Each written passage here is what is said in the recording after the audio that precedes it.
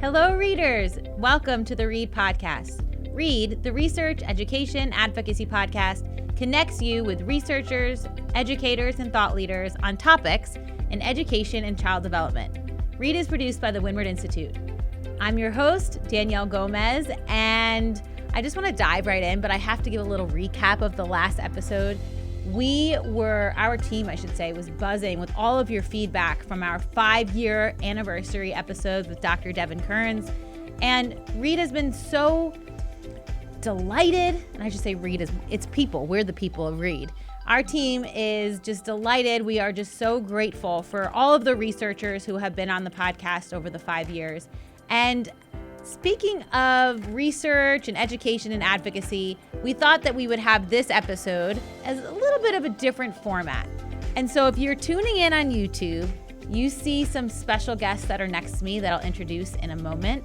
If you are on Spotify or Apple or wherever you listen to podcasts, you are probably, the suspense is like killing you. You're like, who are these people that are next to her? So I will introduce my special co-hosts for this episode, my Windward colleagues, Colleen McGlynn and Alison Leveque. Welcome to the READ podcast. Hi, thank you so much. This is so exciting. Woohoo! Really excited to be here. I love that woohoo. Like, I wish that people could actually have seen us before we started recording, because there was a lot of just like funny sound effects, maybe a little bit of dancing. Colleen and I like to do squats before we present. So before we get into that, I really don't want to derail too much. Some of you might recognize Alison and Colleen from past professional developments, presentations. You might be so entrenched with Windward that you've seen both of you around the hallways if you're a teacher or a parent. I'd like to start with just having each of you introduce yourselves. Sure. Hi, I'm Colleen McGlynn. I am the Associate Director of Language Arts at the Windward School. And I feel like I am a homegrown Windward teacher. I've been at Windward for over 10 years, and during my time here, I feel like I've just continued to learn and grow, and very excited in my new role to be able to share so much of what I've learned over the years with teachers and see them implement that in the classroom. I love that. Thank you. Alison? My name is Alison Leveque. I have the privilege of working with Danielle at the Institute. I am the Content and Implementation Director. Long title, I know. It means that I get to help translate so much of the research and bring professional development to schools and help to support teachers throughout. Before that, I was a learning specialist for many years, as well as a classroom teacher. So I come from being in classrooms across the city, and I have been really excited to transition to this role. I feel incredibly privileged and lucky to work with the both of you. And we're about to dive into the topic. And for those of you that have seen this episode title, you know what it is. So just bear with us a little bit, because we get a lot of questions about what I'm about to ask you both. And the three of us, I all identify as knowledge brokers in having the incredible privilege of translating research to practice. We were doing it as classroom teachers while also leading professional developments. And now we're lucky to have roles where we get to do this 24/7. And yes, we do this 24/7. I'd like to know from both of your perspectives how you approach translating research to practice, and perhaps, how have you grown in that capacity to do so, to really benefit the educators you work with? Mm-hmm. Well, I think one wonderful thing about working at Windward is that we really just value curiosity and continuous learning. So, I told myself that I would move on from Windward when I felt like I stopped growing. And that hasn't happened yet, and I really don't foresee that happening anytime soon. I think what's unique is that at Windward, we are really continuously coming back to our practice and thinking about how we can implement the research and really bridge that gap, bring that into our classrooms in a way that might not be happening in many other schools. Hopefully that's happening more and more, right? But it can be really challenging for a teacher to have the time, or the capacity to read through research and think about what does that mean for the classroom, right? I think sometimes the research can be a little dense, and I do think that researchers have improved in this area over time. And I think the more research papers that I read, I get better at that as well. But I remember, sitting in classes, sitting in PDs, trying to read articles and just being like, okay, but what does that mean for the classroom? What does that mean tomorrow, right? Like, this is great, and I trust you and everything that you're telling me that you learned through your study, but what can I do tomorrow? How will this, right? Like, what change could I do that's going to really have a big impact in the classroom? And I think that's where I've found purpose, helping to maybe read some of this challenging research and improving in that in my own way through experience. And then also taking my real life experiences of the classroom and thinking about what does a teacher need to know, and what are the actionable items here. And that really excites me, because I think even though I'm not teaching students anymore, I guess I am, the teachers have now become my students, right? So it's still teaching at the end of the day, even if I'm not necessarily in a elementary school classroom. Yeah. Always a teacher, always a learner. Exactly, right? Yeah. Always. I love what you talked about, that bridging that evidence with that experience. I like to think about in our roles as connecting the science with the story. And I love how you also integrated that sense of continuous learning as a Windward teacher. Alison, I'm curious for you. You actually started, 6 going on 7 years ago? 6 months, I should say. 6 months going on 7 years ago. That would be a long Yes, but I think you bring a unique perspective, and I think one that complements mine and Colleen's. So how would you approach that connecting of science and story and evidence in classroom? I think to start, I was thinking about this as Colleen spoke. I am a learner at heart, so much of what I would do before I was here was read research. My stack of books next to my bedside table is enormous, and I am constantly going back to those studies to learn more. I think for me, what has always been kind of the lead is, what does this mean? And exactly like you said, how can I put this in place in the classroom? And what are those items that are going to support the kids who need it the most? And always coming from a lens of support and scaffolding. And then from there, working backwards a majority to figure out what I need to put in place in order to teach teachers, as well as for the students to feel successful. But breaking it down that way, and listening to podcasts and listening to other people talk about the research itself and research in general. And from the researchers, it really does help to be able to break it down. And in order to explain it to teachers, I feel like in our role as professional developers, we have to really know the research, but also have those practical examples. And show how it showed up in our classrooms at Windward as well as before, and how they can put them in place themselves. I love, again, how you complimented and expanded upon Colleen, what she had talked about.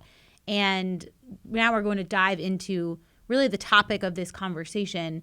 And it builds off, I think, what we've learned as classroom teachers, as research practitioners, as knowledge brokers, and also I think stems a little bit more from my conversation with Dr. Devin Kearns as we reflected upon the last 5 years in the discourse around the science of reading and research. And the one that you'll laugh, because I would say had its time in the sun, is this discussion about reading comprehension and how complex it is. And this has probably been a discussion, not probably, we know it's been a discussion for decades. We know that it's been heavily researched for decades. And I think now, as researchers are starting to dive deeper into reading comprehension, not as necessarily a product or a distinct skill, but a set of skills, there's been more and more coming out about the role of knowledge. And probably this conversation is like, we should have had this 2 years ago, but I'm so happy we're having it now.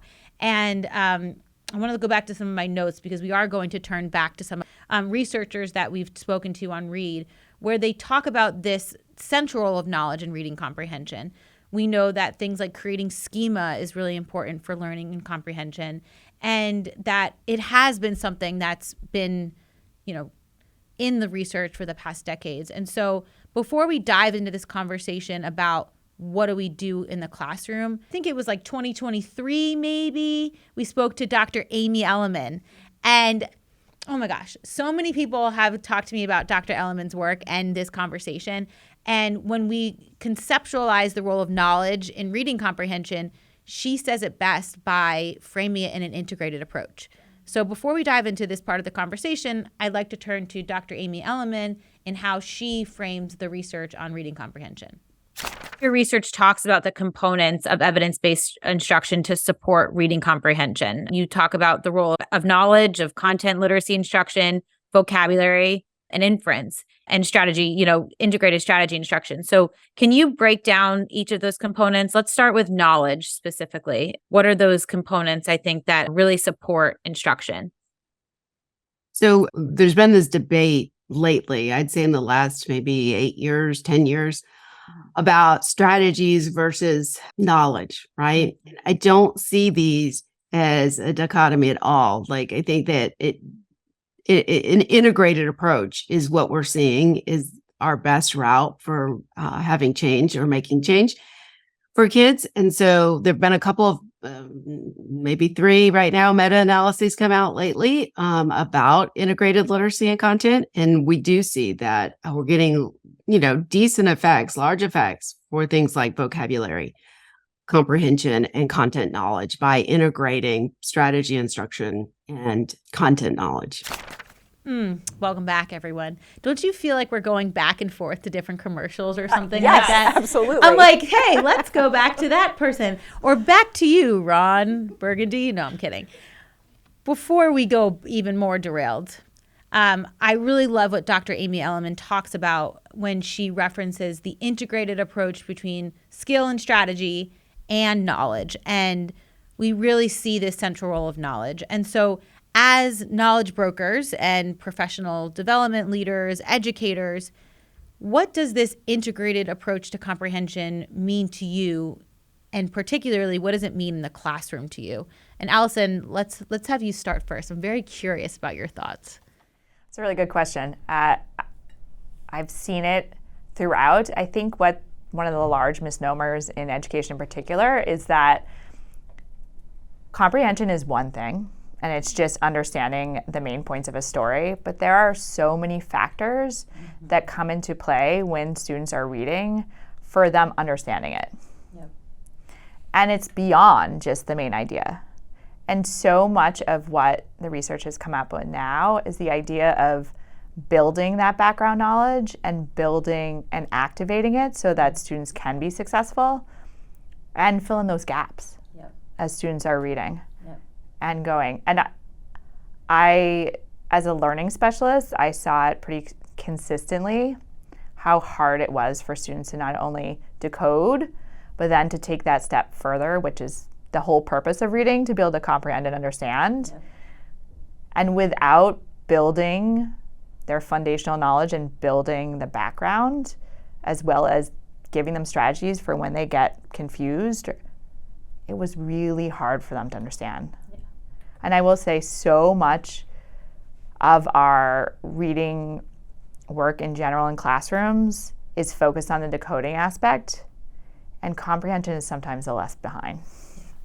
Well, I like what you talked about, this multiple skills, and when you mentioned some of these discrete skills like decoding, I won't get into too much as fluency is a skill and a process and an outcome, right? But I'm closing my eyes and depicting the Scarborough reading rope, and we know from Dr. Hollis Scarborough's work, and I really love, again, how we see a lot of other researchers framing this in their work, that all of these skills are really important, and the practice, the automaticity, the strategy are all moving together to make sure that all these skills are coming together.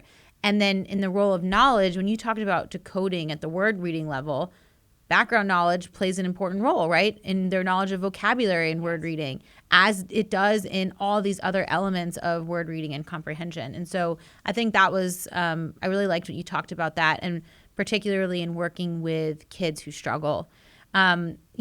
I wanted to reference a couple of studies because a lot of our readers are like, now where do I go? Yes.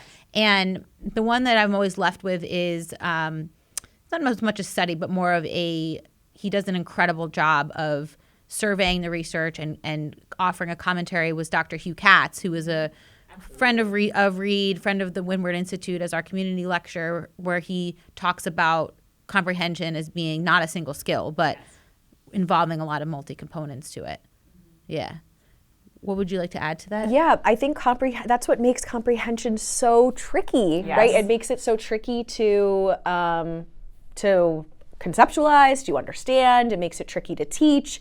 It makes it tricky when you are listening to a student read and then you ask them a question and they have no idea what they just read, right? There's so many places where it could have gone wrong. Mm-hmm. And it's so hard as the teacher to have to play, little brain detective to see where that breakdown happened. Right.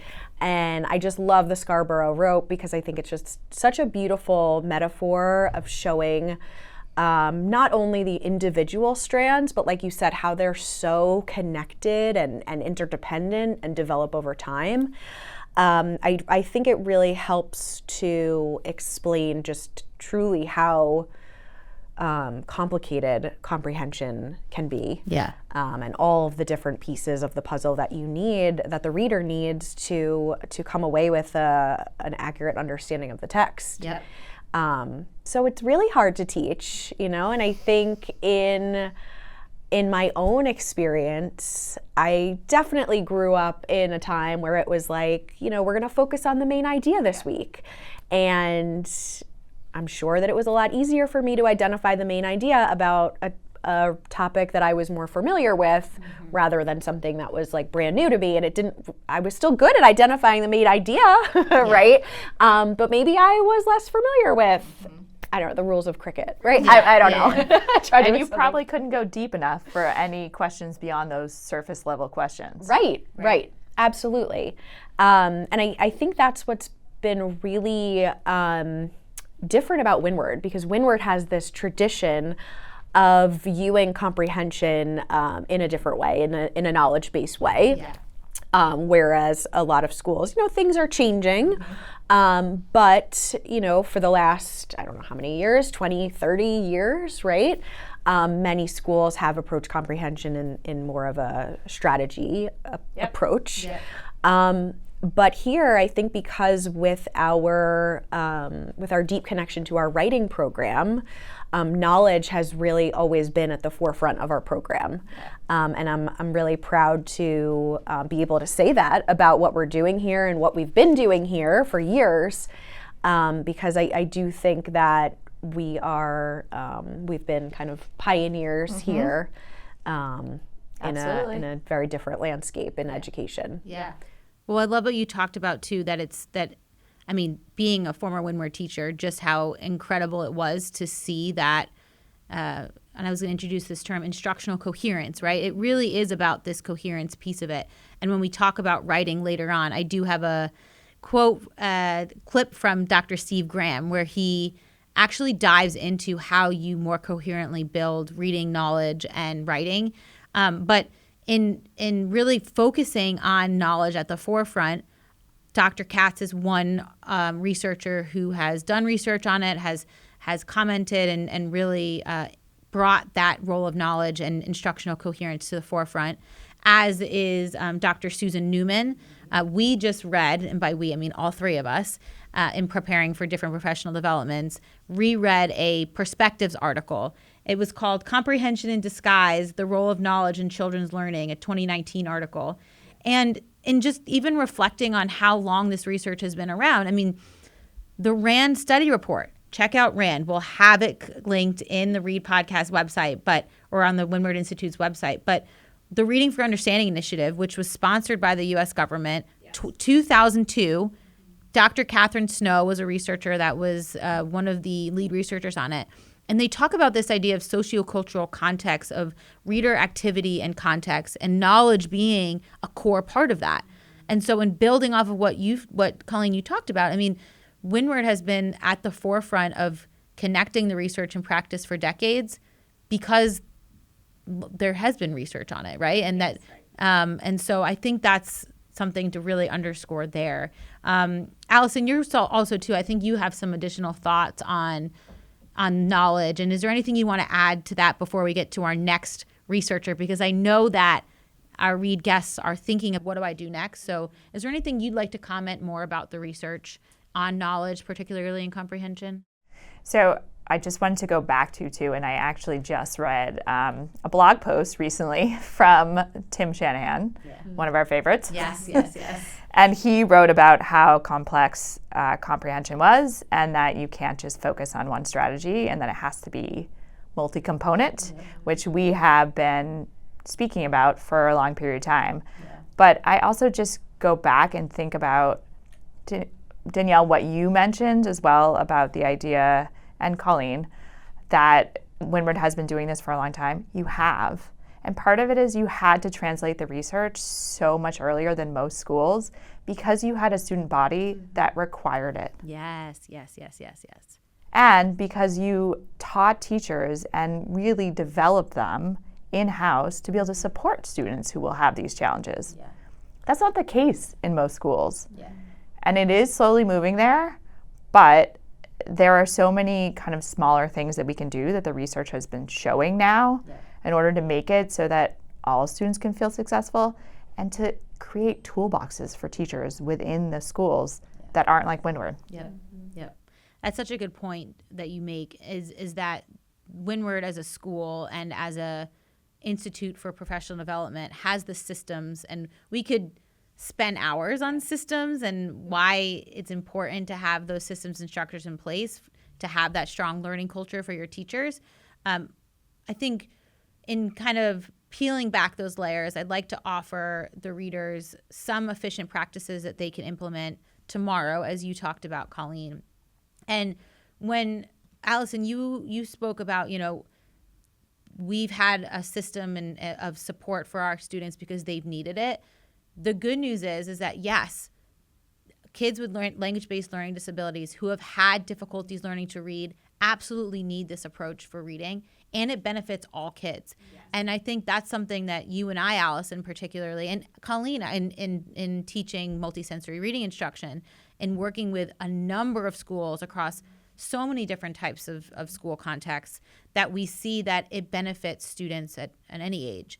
And so I wanted to leave you with one more study for our readers to look at that we'll link. It was a meta-analysis done by Dr. Huang and Dr. Cabell, and we're going to go to a clip by Dr. Cabell out of FSU, and Dr. Joyner. And it was called Effects of Integrated Literacy and Content Area Instruction on Vocabulary and Comprehension in the Elementary Years. And this is a study, if you're going to have any time to read a study, this is the one that I recommend, because it discusses and it dives deeply into how you can integrate a program of content area literacy and vocabulary and comprehension. And so we're actually going to peel away to Dr. Cabell's findings, and she's going to outline specific features of those programs and interventions that boosted both vocabulary and comprehension outcomes in students. So let's hear it from Dr. Cabell. You talked about building knowledge and then connecting to prior learning. So what are those tangible practices that teachers can implement to continue to integrate, whether it's content-rich instruction or just to continue to build in background knowledge?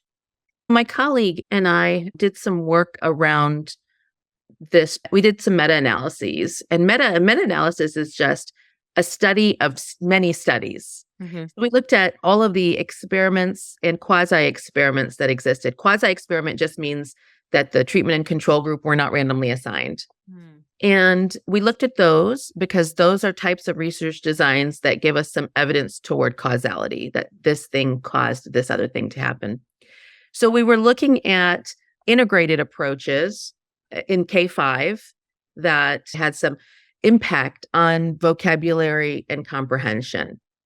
And we found some common features among some of them. There were varied approaches, and they weren't all like, very few of them were like curricula that were available. Most of them were lessons or, lessons that were created by researchers for the study.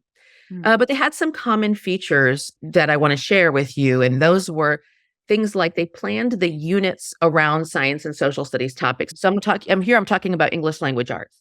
So traditionally an English language arts curriculum plans the units around the ELA standards. But we found that these English language arts approaches that were content rich were actually using content knowledge as the chief driver of instruction. Another thing that they did was they used conceptually coherent text sets that were ordered to in some way to build knowledge, whether it was knowledge, these things varied to how long they were, how deep they went, but a set of texts were used that in the younger grades, students were, that were read aloud to students and that teachers used to instruct.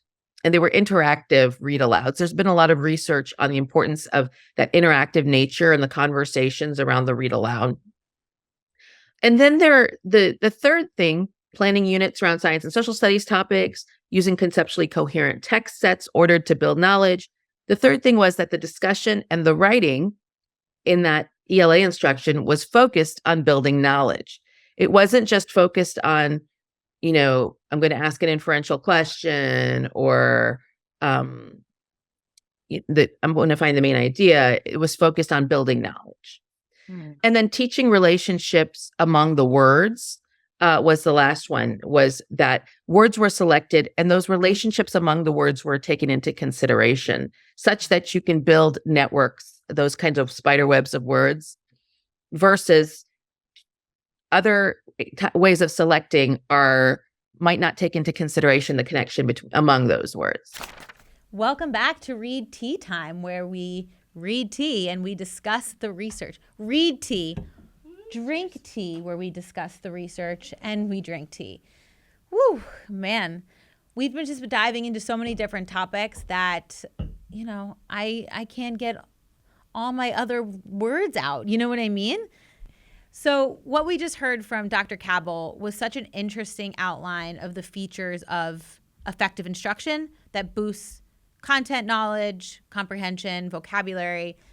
And so drawing on what Dr. Cabell had talked about and highlighted from both meta-analysis and from that read clip, what do you two think about in terms of classroom application and what teachers can do in their classrooms tomorrow to boost knowledge? So Colleen, we will start with you. Sure. Well, it was very validating for me because so many of the things that she talked about are baked right into our Windward academic program, right? So being that is part of my charge, I was very much feeling validated that the research is now proving how important these elements are of an integrated content-rich curriculum, and also I feel like gave me purpose to dedicate myself even more to making sure that these are components of our program, right?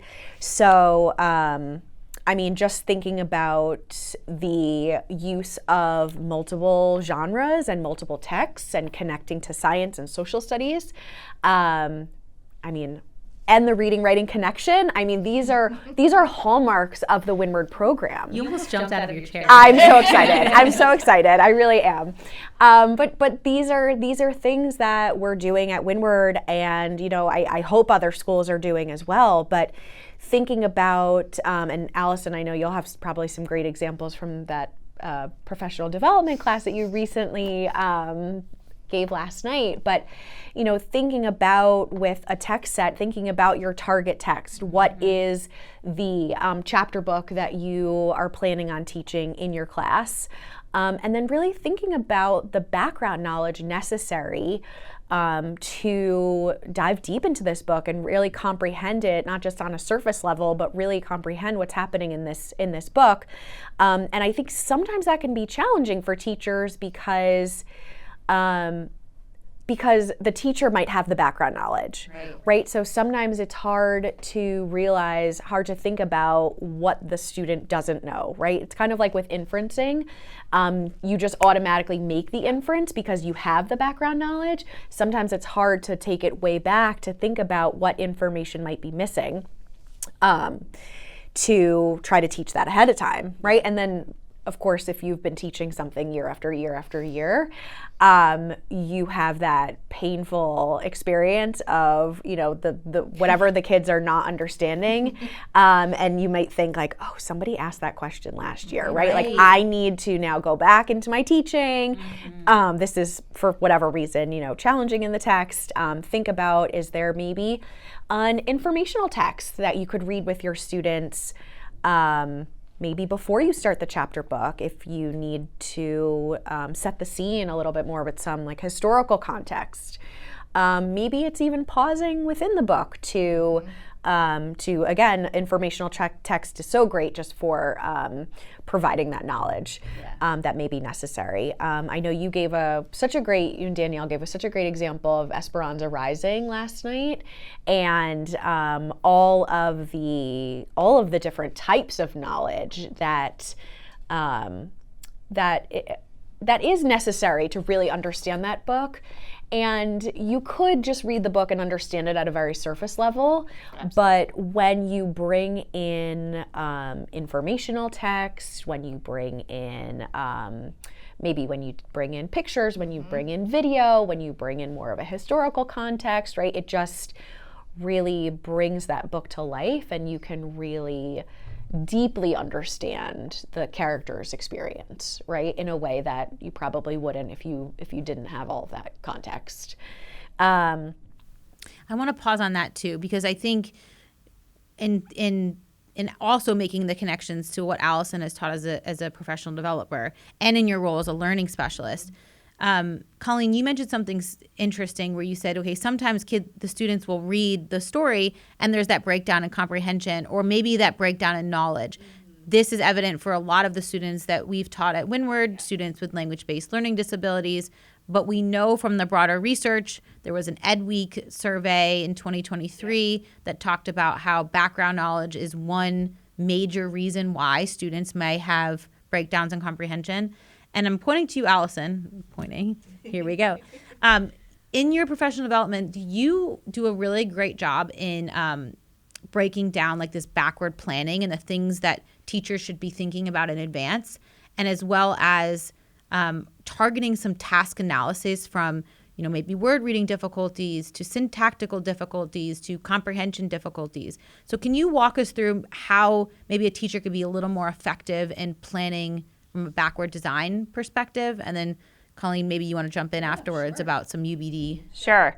So we actually led a workshop last night on using UBD to design book units, which is a common thing in most classrooms. But I think one of the things that is highlighted, and one of the things that was really important to keep coming back to, is what you've determined to be your essential goals, as well as your big understandings of the unit overall. Yeah. And what's challenging with that for teachers and in general is that you don't want to have too many that make it so that students are not diving deeply into your concepts. You also want them to be open-ended in some regard, so that students really have to analyze their own thinking and build those critical thinking skills within. That's one of our goals when we're reading and building a book unit.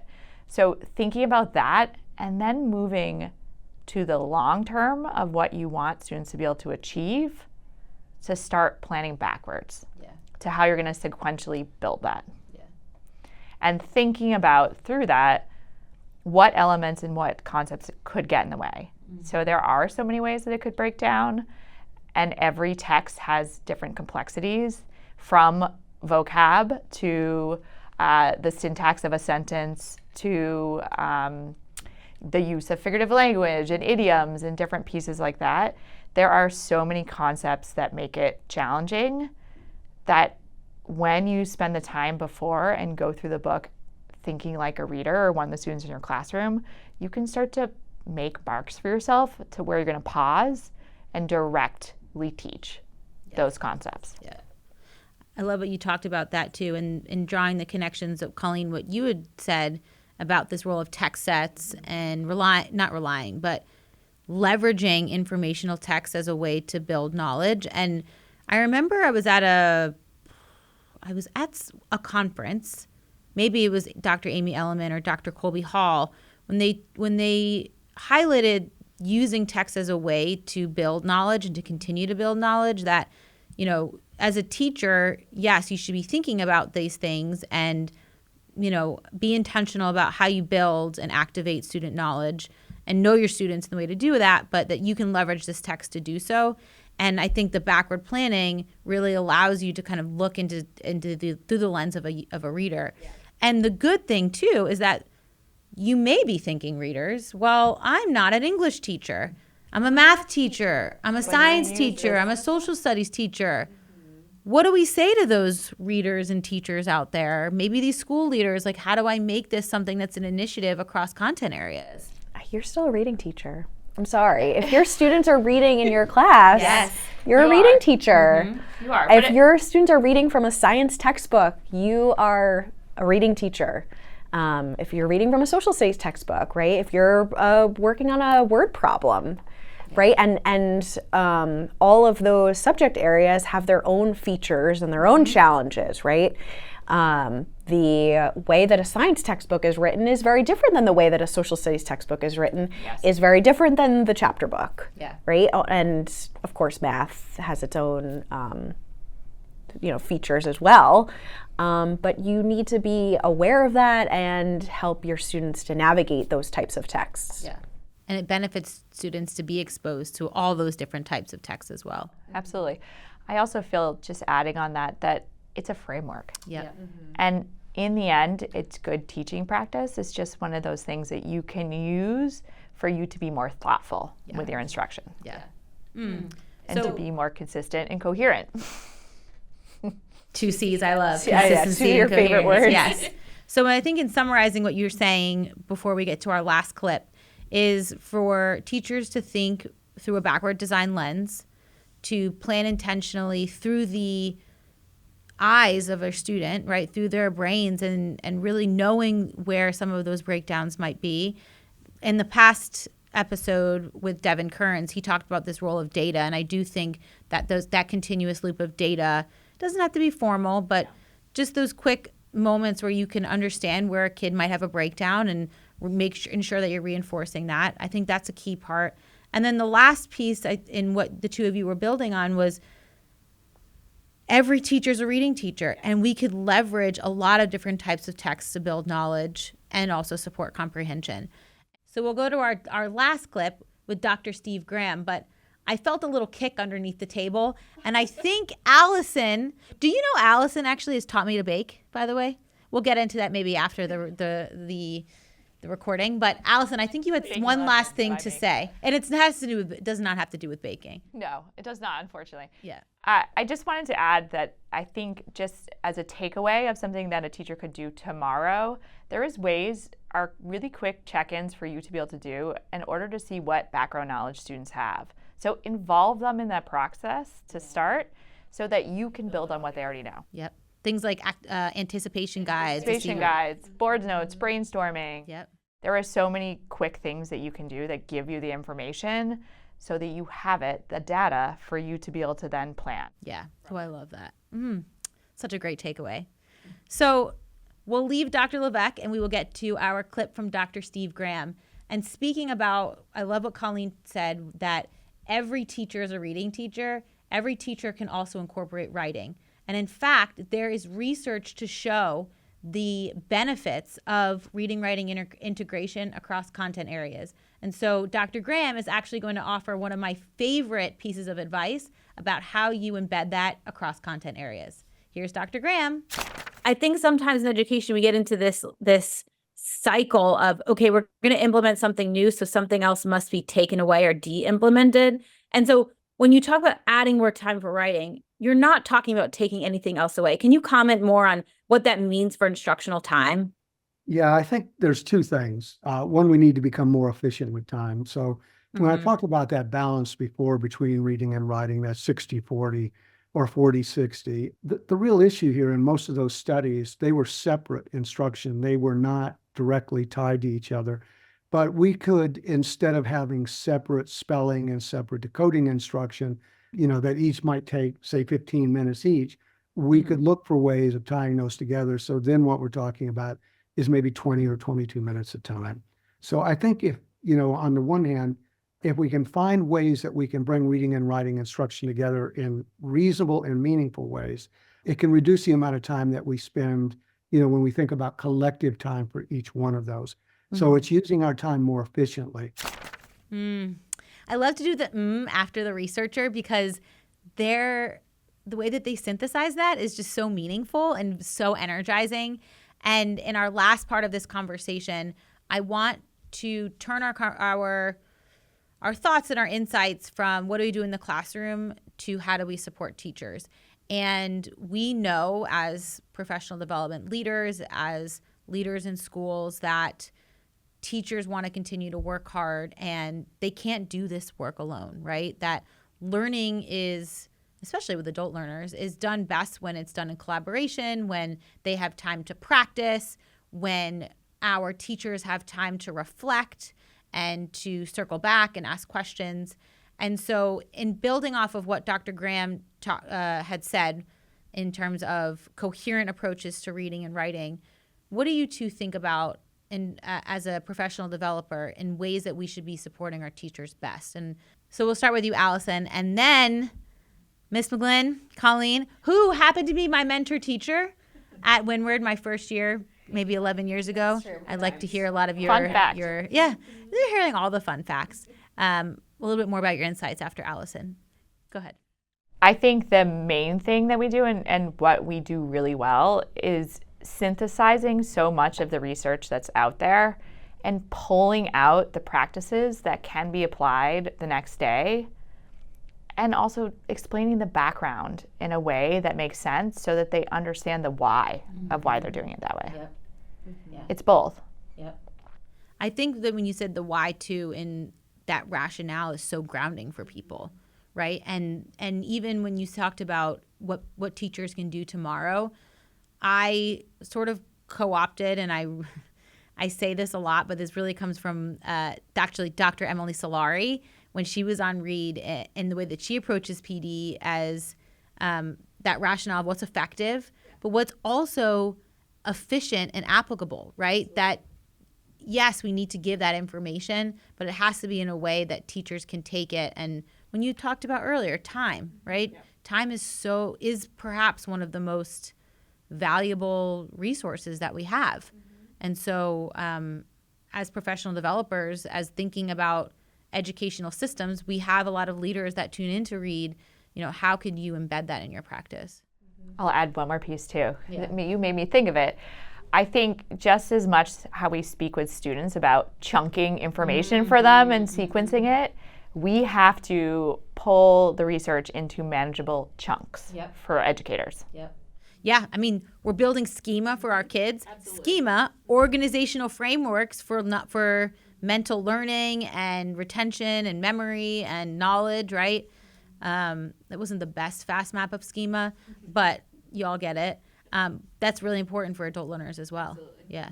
Colleen? And I think helping to prioritize, right? Like teachers, like you said, with time, like teachers are always told, you need to teach this, and you need to teach this, and now you need to teach this, and you only have your students for, a certain amount of time, and there's so many things to teach. How are you going to teach it all? And I think by helping to prioritize, to show the teachers, this has research behind it, we know that this is important, can just kind of help teachers manage their time. By showing this connection between science and social studies with language arts, this reading-writing connection, it doesn't need to be siloed. Yep. right? So we can be working on our writing skills while also deepening our knowledge of our social studies unit, right? We can be doing both at the same time, or like two birds, one stone situation, right? In fact, it shouldn't even be siloed. Right, it shouldn't, shouldn't, right? But if we bring it together in this integrated way, we're not only deepening that knowledge, maybe we're also saving time, right? Which is so crucial. And I just think helping teachers, it also might take away a little bit of the decision of like what to teach, because so many teachers do spend a lot of time trying to find a particular reading on something or just deciding the topic. And if you know that you are going to build off of your target text and provide that historical context, or if you're going to mirror the social studies curriculum, you know, as given by the state or the science curriculum, it kind of takes that piece away. And hopefully then, you know, teachers can devote their expertise to then like how they're going to teach it. Instead of what to teach. I think also adding just one more piece, the idea of those stories, that we all have stories, but also telling stories of how this research shows up or showed up in your classroom, so that educators can see it and really visualize it, helps them to then take that next step of, oh, that's what it could look like in a classroom. Absolutely. Yeah, we try to show as many videos as possible. Videos, exactly. One of the large things that we try to do in our professional developments is also have them work through whatever the concept is. So all those pause and practices where they're actually doing the work that their students will be doing to feel like a reader. Absolutely. Yes. So much. Me too. You get to act, you know? Yeah, and oftentimes the teachers will ask, like, should I purposely, they want to purposely make an error so that they can see the feedback I'm going to give them. Right? Just so powerful. Yes. Oh my gosh. I love feedback. That could be a different topic. Yeah, absolutely. And we learn through so much through that experience. So providing the opportunity to hear stories, to see it in action, but also to try it themselves. And to provide those tangible resources to follow up, right? That, you know, planning guides, checklists, examples, so graphic organizers. And so much of the research that we love, even something like why we love collaborative strategic reading, which is out of UT Austin with Dr. Sharon Vaughn's work and her team. I mean, there's a team of researchers and it's been massively studied. We love that because it's so tangible and it allows teachers to practice and engage with that. Whew, a lot to think about. A lot of just like action, you know? I'm ready to just take action. Same. You know? To get you back in the classroom. I know, right? Make it happen. Right here. I have a last question for you. This is not what we had talked about, but the both of you had said in the beginning that you're lifelong learners, and it's the one of many beautiful qualities that you both have that keep you so fresh and excited in your job. So what's one thing that you're hoping to continue to learn in the research and in the communication of research over the next year to come? Wow. I feel like I took a really deep dive into fluency maybe over the past year, and I feel like I keep describing fluency as an onion because it has so many layers, to quote Shrek, right? And I feel like as soon as I learn a little bit more, I need to then like learn that next level. So I think reading fluency, similar to reading comprehension, is so multifaceted. And I think that's probably my favorite topic of the moment. But it really depends on whatever podcast or book I'm listening to on my way to work. I'm making my way through Marianne Wolf's Proust and the Squid again. Love. And she just blows my mind every morning. We love Dr. Marianne Wolf. Big fans. Very cool. And, you know, Colleen is quite an expert on fluency. I will give you a little shout out at the end. For those of you actually tuning in February, Miss McGlynn, Colleen, will be teaching a class on fluency on February 27th, drawing from her massive success from the International Dyslexia Association conference. And I'll mention those dates at the end. But you are quite an onion. And similarly, you are an onion. There's just more. I love the metaphor. more to I don't know come. how I feel about that. No, it's a good thing. I also identify as an onion, you know. Maybe not the taste of onions, except that they're cooked, but like it's good to be an onion. There's a lot of layers to us. Exactly. So, my fellow onion learner, I'm multidimensional. multidimensional, as is reading. Oh. Nah, I love Bringing that. it full circle. Full circle, like an onion. Okay, Allison, what are you excited to learn about beyond maybe it's fluency, maybe it's something else? I was sitting and thinking when you were speaking, and I have so many topics that I still want to learn about. I think what is amazing about my role is that it has pushed me to dive deeply across the board, especially when we're creating custom PDs, and learn to be an expert in so many different areas. Yeah. So I don't know if there's one area in particular, but I am really interested in the learning science that is coming out, and how we can more deeply think across content across every subject to reach our learners. And I think so much of that has grown and changed in the last few years. So I would dive into that, but I don't think my pile of books is ever going to get smaller. That's what happens when you are a lifelong Yes. learner, Yes. right? I have the same. My husband makes fun of me. How can I read like 5 different books at once? I can't do that, but I You have to create those networks of knowledge. you're building your schema. Yeah. Exactly. That would be my new answer. I know. Well, I love what you said, that last piece in closing, that the sciences continue to expand and grow. It's ever evolving. There's a lot of things, I think, I used to call it a challenge, but it's more of an opportunity when there are certain questions that are bred by science, right? There's a lot of evidence that could support. Science is a lifelong learner. Yeah, science itself is a lifelong learner, and it is an onion. We should change the title. Harry, can we talk about how maybe if we called this a podcast, Science is an Onion, how maybe we'd get more listens or more views? I don't know. Maybe we'll try and do an A/B test on this. The blooming onion. The blooming onion. Oh. All right. All right.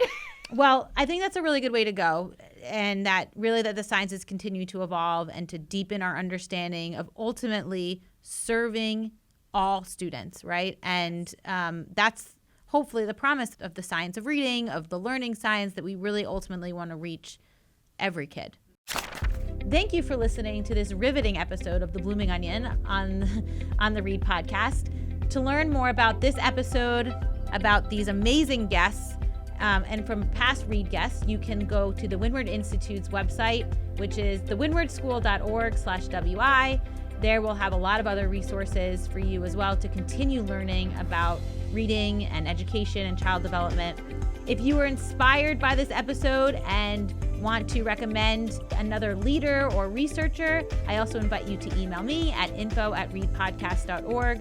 And then finally, I did mention the website, but we do have a lot of other resources and workshops that are upcoming, including 2 in February with Dr. Alison Leveque and Miss Colleen McGlynn. What are your workshops going to be called again? Crafting personal narratives. Crafting personal narratives. Ooh, and as well as other spring workshops. Yes. And I already gave you a shout out, but fluency. So we are teaching professional developments that draw in the science and that ultimately benefit your practice in an applicable way, and hopefully also something that are agency providing or engaging. Hopefully that are also agency expanding. We'll go with that one. Finally, I encourage you to stay engaged with us on social media by signing up for the Windward Institute's newsletters, where you can learn about all of the offerings that we have upcoming in the remaining parts of the winter and the spring and years to come. So with that, I always ask my guests. I'm ready. Did you practice in the mirror? No, but maybe in my head. Yeah, or maybe like in the car. I could see you doing that. I do ask the guests to say until next time, readers. Now, I will say that Jamie Williamson and I tried to do it together on Lead on Read. I gave us a solid 72%, maybe 75. We'll have to practice. I would like you to both say until next time, readers, and you have to look at Harry with a big smile on your face. You ready? Until next time, readers.